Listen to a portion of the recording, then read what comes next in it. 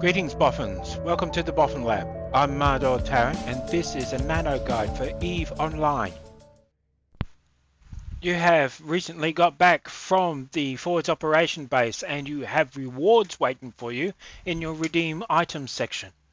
In order to get to your Redeem Items section, go to the E button at the top of the Neocom. This is the general go-to for all menu items. Choose Inventory and Redeem Items at the bottom of the list. Make sure everything's checked, you're going to need it all. Then hit Redeem Items at the bottom and confirm. All of your items have now arrived in your inventory. So open the inventory and have a look. You've been told to inject the skill points from the skill injector. To do so, double click on it. There's no harm in doing it straight away as the points are not assigned to skills at this time. Hit the confirmation and you now have those skill points available to you. Open your character sheet. The next step is to assign skill points. Aura has recommended that you assign some skill points to the frigate skill associated with your faction. If you're Galentians, you should be looking for the Galente frigate skill. Don't waste time putting points into frigate skills belonging to other factions. You're not going to be able to fly them yet, and they're no use to you. The one you're looking for will already have points assigned to it. That'll make it easy to find. Drag it down into the training queue and make sure it's at the top of the list. When you assign skill points, the skill points will cascade down the list of your training queue until they run out. If you don't want to use all of your skill points from the injector on one batch, you have to actually remove skills from your training queue until you're happy with what the points are going to. There's nothing wrong with having some leftover points which you can assign at a later date. So what I've done is removed everything off the training queue except for the last skill that we were told to train. In order to assign the points, select the skill and hit the Apply Skill Points button at the bottom of the training queue. It asks for a confirmation. It deducts the skill points necessary to finish that skill, and then it removes it from the skill queue. At the bottom of the list, you'll see you still have some skill points available for you to use. You can use those later on down the track when you've decided exactly what career you want to follow and what skills you desperately want. At this stage, what I'm doing next is setting up my skill training queue again so that it continues training while I continue with my tutorials. I'm going hunting for my skills that I had before. There's the drones. And we'll just dig around for some other skills to put into the list. Don't forget the last object in the skill training queue can overhang the 24-hour limit.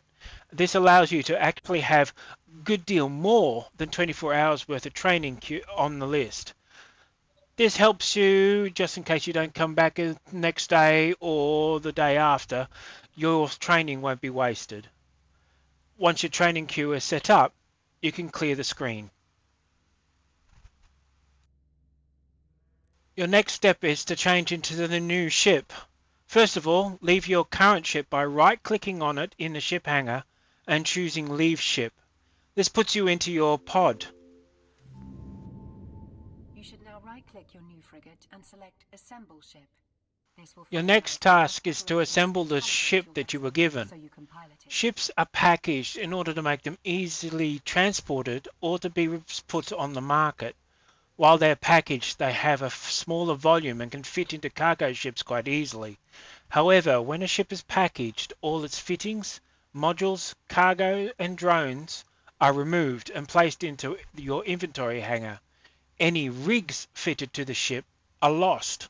Be careful when you do this. In order to assemble a ship, all you have to do is find it in your ship hangar and then right click on it to get your context menu.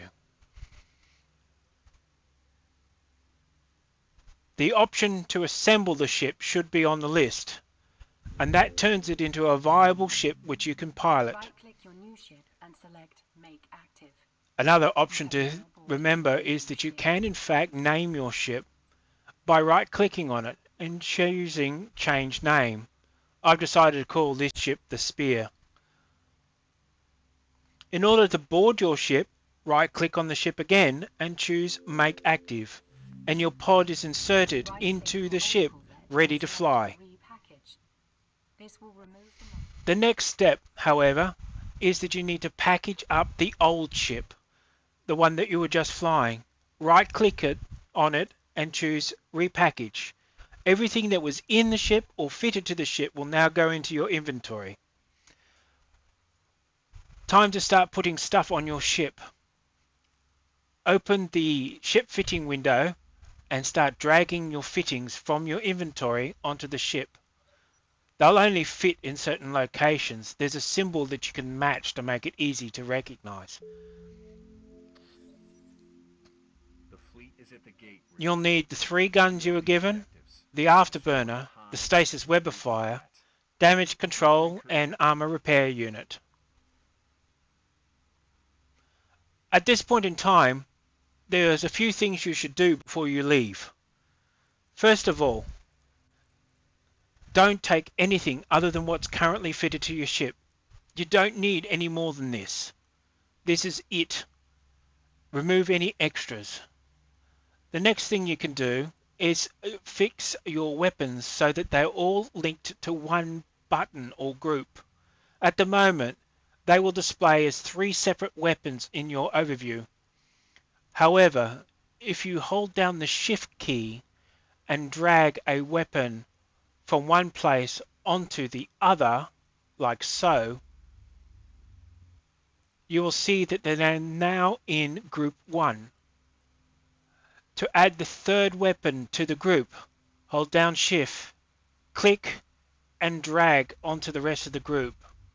Now all 3 weapons are assigned to Group 1 and will appear as a single button in your heads-up display. The next thing you should look at is over in the top right of your fitting window. This is the capacitor readout, and at the moment it is showing that you are stable. This is an important thing.